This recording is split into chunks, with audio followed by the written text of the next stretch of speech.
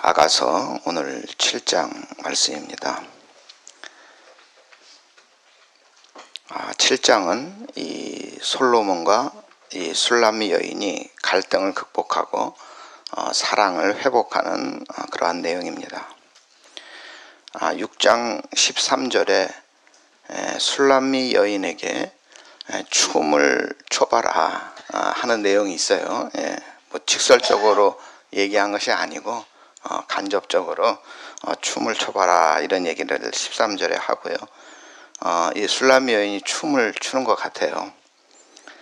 그래서 그 술람미 여인이 춤을 추는 모습을 바라보면서 그 노래를, 그 시를 쓴 거죠.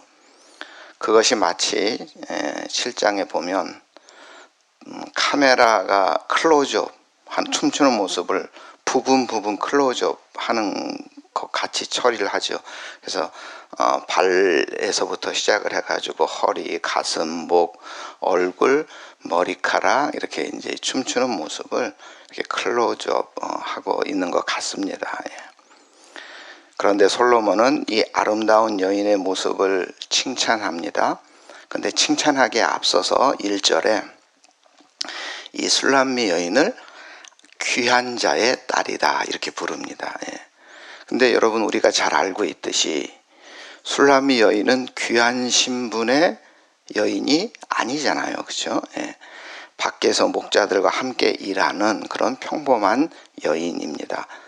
그러나 솔로몬은 귀한 자의 딸이라고 부르고 있습니다. 왕인 자신이 사랑하기 때문만이 아니라 그 여인의 신분 자체가 귀해졌다 이런 뜻입니다. 사랑으로 인해서 그 사람의 정체성이 바뀐 것이죠. 예전에 남편이 아내에게 마누라라고 불렀습니다. 그러나 요즘은 마누라라고 하면 부인을 천시한다고 해서 싫어하는 경우가 많죠. 마누라는 마눌이라고 해서 왕의 부인을 뜻하는 말이에요. 왕의 부인, 왕후에 대한 극존칭이라고도 합니다. 그러니까 남편이 마누라라고 부르는 것은 아내에 대한 존칭도 되지만 내가 누구란 뜻입니까? 내가 왕이라는 자부심도 있는 것입니다. 일석이조예요. 부인도 높이고 나도 높아지는 것입니다. 마찬가지로 남자만 그랬냐? 예전에 여자들도 그랬습니다. 아내들은 남편을 뭐라 불렀습니까? 영감이라고 불렀잖아요. 영감이 뭔 뜻인지도 모르고 남편을 비하하는 말로 생각해요. 이 영감탱이가 막 이렇게 이런 말을 막 사용했단 말이죠. 그런데 영감은 정삼품, 종이품의 관리를 일컫는 말이에요. 요즘으로 하면 차관급이에요. 굉장히 높은 벼슬입니다. 여기 차관급 없으시죠? 굉장히 높은 벼슬이에요. 그래서 여러분 예전에 드라마 보세요. 조선시대 뭐 이런 드라마 보면 우리 영감님이 금가락지를 줬어. 그러잖아요. 우리 영감님이 비단을 한 필을 사가지고 내 옷을 맞춰줬어. 이 말은 뭐예요? 나는 누구의 부인이다? 영감의 부인이라는 거예요. 나는 영감의 부인이다. 나는 높은 사람의 부인이다 이런 말이죠. 영감 위에 더 높은 사람이 있어요. 누군지 아세요? 대감입니다. 대감. 대감은 장관 이상의 고위직을 말합니다.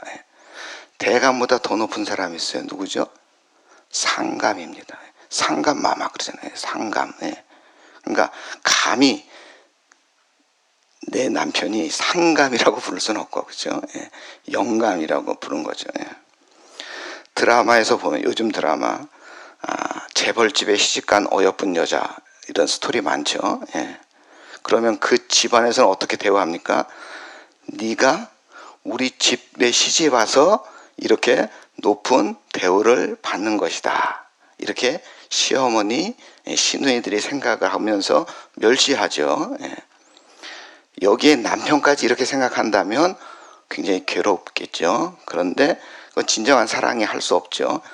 진정으로 사랑한다면 부잣집에 시집 와서 좋은 대우 받는 것이 아니라 너는 원래 좋은 대우를 받을 그런 존재였다. 이렇게 생각하는 것이 진정한 사랑이죠.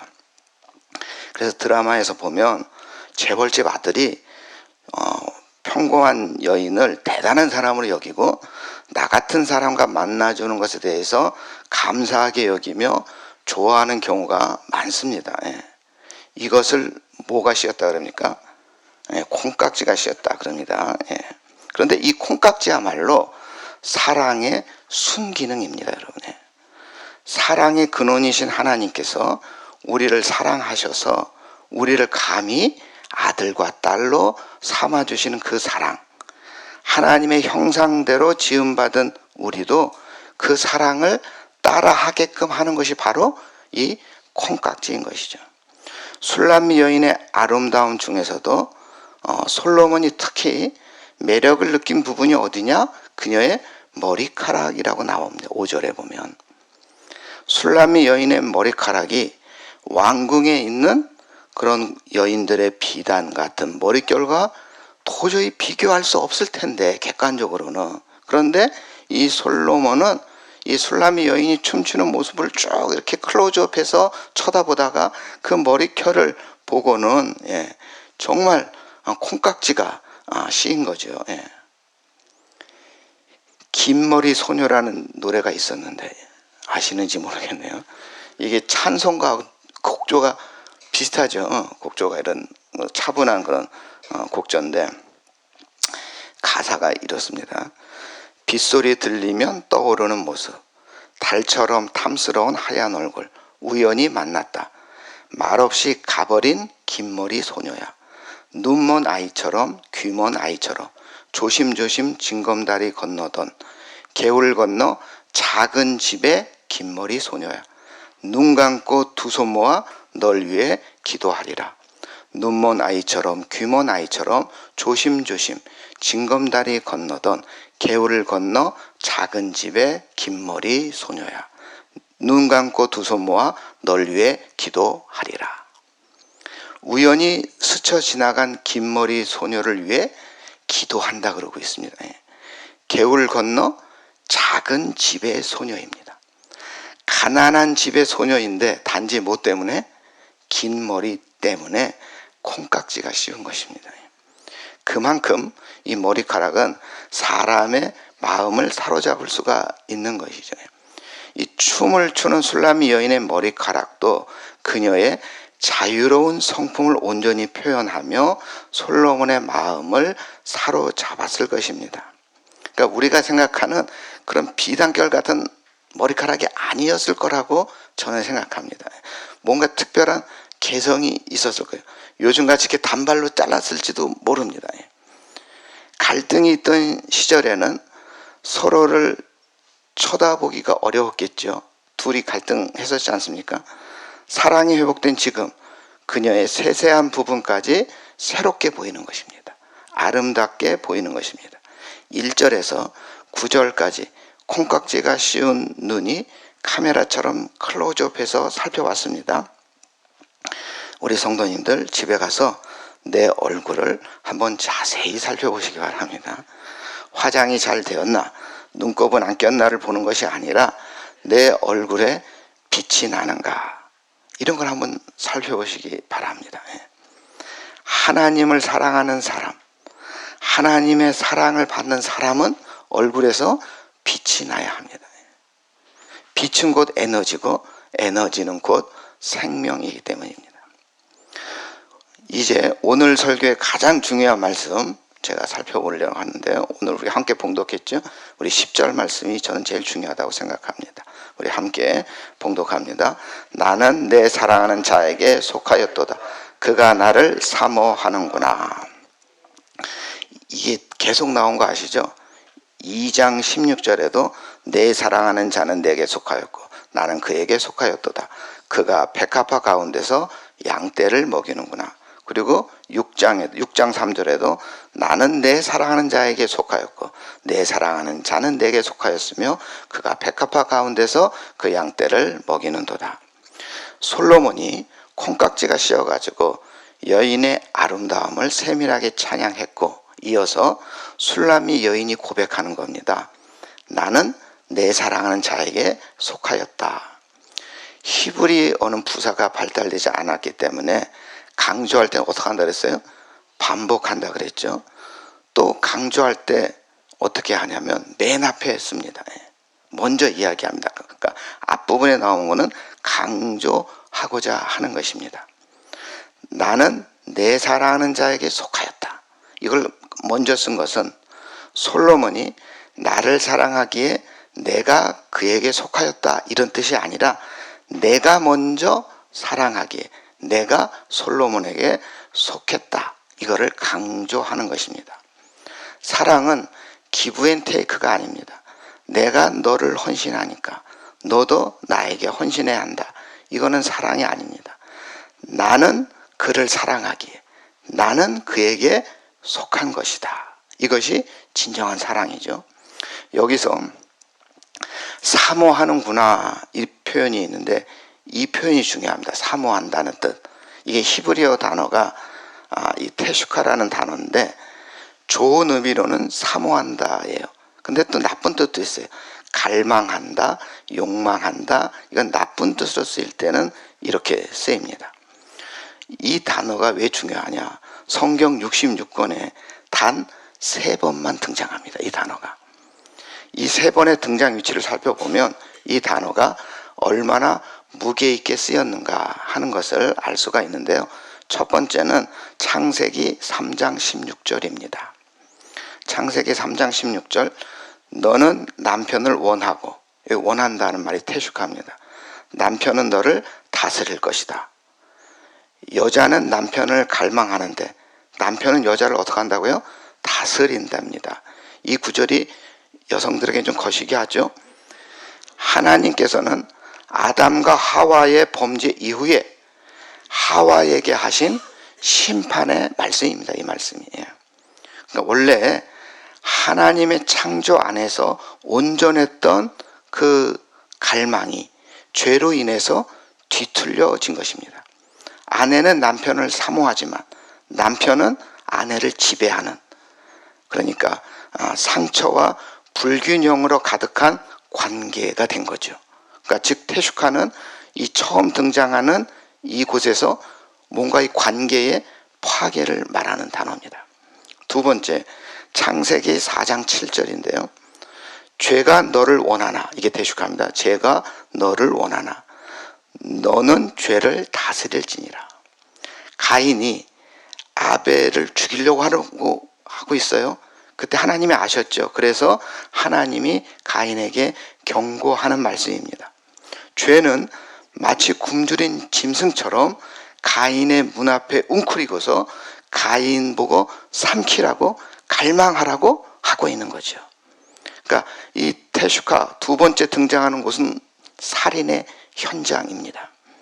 창세기 3장과 4장에서 이 테슈카라는 단어는 죄, 지배, 파멸로 이어져 있습니다. 그런데 이 세 번째 등장하는 오늘 7장 10절 나는 내 사랑하는 자에게 속하였도다. 그가 나를 사모하는구나. 이 세 번째 등장, 이 세 번의 등장을 생각해 보면 하나의 거대한 이야기가 보입니다. 창세기 3장에서 죄로 인해 뒤틀린 갈망이 나오고 창세기 4장에서 죄가 인간을 집어삼켜 살인이 일어나는 갈망이 나왔는데 아가서에서는 그 동일한 단어가 사랑의 문맥 안에서 전혀 다르게 진정한 사랑의 모습으로 등장을 한 것입니다. 악의 유혹, 갈망이 진정한 사랑, 사모함으로 바뀐 것입니다. 하나님은 우리를 사랑하십니다. 그냥 사랑하는 것이 아니라 간절히 갈망하듯이 사모하듯이 사랑하는 거죠. 이때 이 간절하다, 갈망하다 이게 테슈카입니다. 죄로 인하여 그 죄라는 것이 우리 인간에게 달려옵니다. 죄라는 것이 우리 옆에 바싹 붙어가지고 갈망합니다. 어떻게 하든지 간에 죄짓게 만들려고 하는 거죠. 죄가 우리에게 달려오는 것하고 하나님의 사랑이 우리에게 달려오는 것하고 어느 것이 더 셀까요? 하나님의 사랑의 강렬함이 죄의 집착보다 더 셀 것입니다. 죄는 우리가 죽을 때까지 포기하지 않는다. 그런데 하나님은 우리가 죽은 후에도 포기하지 않으신다. 누가 승리합니까? 죽은 후에도 포기하지 않으시는 하나님의 사랑이 승리하는 것입니다. 죄로 인해 깨어지고 왜곡되었던 타락, 죄와 연결된 단어가 아가서 7장 10절에서 사랑으로 인해 회복되어 아름다운 관계 언어로 승화된 것입니다. 내 사랑하는 자에게 속하였다는 것은 무엇인가에 종속되었다는 뜻입니다. 이 여인이 솔로몬에게 속하였다는 것은 솔로몬에게 종속되었기에 이제는 다른 남자를 사랑할 수 없다. 즉 더 이상 사랑의 자유를 잃어버렸다는 뜻입니다. 사랑의 자유를 잃어버린 이 여인 행복하겠습니까? 불행하겠습니까? 30대 미혼 청년들의 주된 주제는 결혼입니다. 30년이 넘는 시간 동안 자유롭게 살았습니다. 하고 싶은 거, 가고 싶은 거, 전국 아니 세계 방방곡곡 자유롭게 다녔습니다. 그런데 이제는 이들이 결혼, 자유라는 것을 버리고 누군가에게 종속되고 싶은 마음이 있는 거죠. 자유를 마음껏 누린 청년들, 이제 그만 결혼이라는 구속에 갇히고 싶어 하는 것입니다. 이게 정상이죠. 근데 요즘 젊은이들 중에 아직까지도 이 구속에 갇히기를 싫어하는 사람들이 너무 많아서 사회 문제가 되는 거죠. 결혼하고도 아이가 없는 가정은 아이를 간절히 원합니다. 아이 없이 부부만 사는 거 얼마나 자유롭습니까? 얼마나 편하겠습니까? 아이가 태어나는 순간 부모는 달콤한 잠을 포기해야 되고 모든 삶이 아이 중심으로 돌아가야 됩니다. 아이에게 종속됩니다. 그러나 우리는 그 아이가 주는 행복을 너무나 잘 알고 있습니다. 우리의 할머니들 어떻습니까? 내 새끼도 아닌데 손주만 보면 그냥 죽습니다. 이처럼 진정한 행복은 그 아이로 인한 구속 그 안에서 나오는 것입니다. 매일 아침 출근하는 것이 지겨울 때가 있습니다. 그렇다고 영원히 출근하지 않아도 되는 자유가 주어진다면 어떻겠습니까? 진정한 행복은 그 직장에 귀속되어 열심히 일하는 데서 출발이 되는 것입니다. 이것이 종속, 즉 이 속함의 역설입니다. 내가 종속되면 죽을 고생하는 줄 알았는데 오히려 내가 살아납니다. 서로를 더욱 살립니다. 내가 살겠다고 아득바득 자유를 주장하면 내가 죽는데 종속된 사랑을 하면 나도 살고 그도 삽니다. 이것이 놀라운 사랑의 법칙입니다. 그러나 여기서 한 가지 조심해야 될 것이 있는데 종속과 의존은 다릅니다. 자존감과 주체성을 상대방에게 의존하여 무작정 굴복하는 것은 사랑이 아니라 의존입니다. 나는 사랑하는 사람을 생각하며 내가 정말 그들을 사랑하는 것인지 아니면 나를 투영하여 의존하는 것인지 우리가 이걸 구분할 필요는 있습니다. 우리 예수님, 우리를 얼마나 사랑하셨으면 우리에게 종속되기 위하여 인간의 몸으로 이 땅에 오셨습니다. 주님은 하늘 보좌를 그 영광을 그 자유를 포기하시고 친히 이곳에 내려오셔서 십자가에 자신을 종속시키셨습니다. 그 결과 우리에게 참 생명이 주어진 것이고 회복이 일어난 것입니다. 주님의 심장이 우리의 심장 안에서 고동치는 것입니다. 그 소리는 우리를 향해 고동치는 주님의 사랑의 소리임을 우리는 감사해야 하는 것입니다. 주님께서 먼저 우리를 사모하셨기에 우리는 주님께 속한 자가 되었습니다. 그래서 우리는 이 여인처럼 고백해야 됩니다. 나는 내 사랑하는 자에게 속하였도다. 그가 나를 사모하는구나. 그가 나를 사모해서 내가 그를 사랑하는 게 아니고 아니야, 내가 먼저 구속됐어 라고 지금 강조해서 말을 하고 있는 것입니다. 술람미 여인의 고백은 10절에서 끝나지 않습니다. 우리 11절, 12절 우리 함께 봉독합니다. 내 사랑하는 자야, 우리가 함께 들러가서 동네에서 유숙하자. 우리가 일찍 일어나서 포도원으로 가서 포도음이 돋았는지 꽃술이 퍼졌는지 송료꽃이 피었는지 보자. 거기에서 내가 사랑하는 자의, 이 술람미 여인은 왕궁으로 가서 화려하게 먼저 살려는 것이 아니라 먼저 어디로 가자 그런 거예요? 예, 시골로 가면 가자. 시골에서 신혼을 보내자는 거예요. 예. 시골, 그 먼저 거기에 가면 자신이 편해지겠죠. 자기 익숙한 곳이니까. 그래서 자신을 100% 남편에게 헌신할 수가 있겠죠. 일반적으로 남자는 몸이 먼저 가고 그 다음에 마음이 가지만 여자는 마음이 가고 그 다음에 몸이 간다고 합니다. 아내는 자신을 그토록 사랑하는 남편에게 자신의 모든 것을 주고 싶어 하는 것이죠. 13절 말씀 우리 함께 있습니다. 합한 채가 향기를 품어내고 우리의 문 앞에는 여러 가지 귀한 열매가 새것 묵은 것으로 마련되었구나. 내가 사랑하는 자 너를 위하여 쌓아둔 것이로다. 새 것도 있고 묵은 것도 있습니다. 이전에 저장해 놓은 것도 있고 그를 위한 이 모든 것이 내 새 신랑을 위한 것이 되는 거죠. 새로 추수한 것도 새 신랑 것, 예전에 추수해 놓은 것도 새 신랑 것입니다. 나의 지금의 모습과 이전에 쌓은 모든 인품, 능력, 이 열매들 모두가 그를 위한 것입니다. 과거에는 몰랐어요. 그러나 이제는 그가 내게 다가왔고 그래서 이 모든 것이 누구를 위한 거예요? 그를 위한 것이 된 거죠. 우리의 지나온 삶도 그렇습니다. 우리가 걸어온 모든 시간들, 기쁨도 눈물도 성공도 실패도 새 것도 묵은 것도 이 모든 것이 이제 주님께 드릴 수 있는 열매가 되는 것입니다. 과거에는 그것이 나를 위한 것인 줄 알았으나 이제는 그 모든 것이 처음부터 주님을 위해 쌓아놓은 곳임을 깨닫게 되는 것입니다. 술람미 여인이 자신을 그렇게 사랑하는 남편에게 자신의 모든 것을 드리는 것처럼 우리를 위해 당신의 목숨까지 주신 주님께 우리의 모든 것을 드리는 삶, 이것이 우리가 추구해야 할 신앙의 모습인 것입니다. 술람미 여인은 솔로몬이 노래하는 것처럼 그렇게 미인 아닙니다.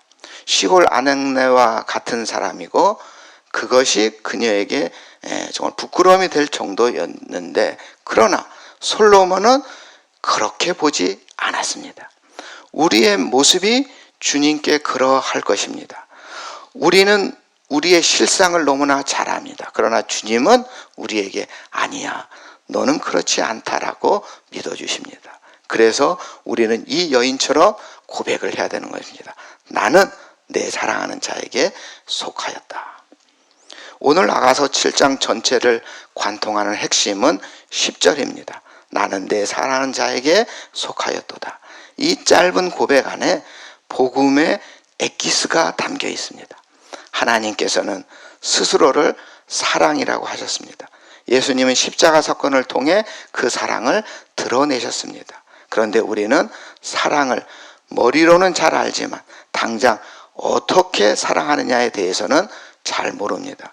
사랑은 제쳐놓고 오히려 이렇게 하라 저렇게 하라는 율법적인 신앙으로 자칫 빠질 수가 있습니다.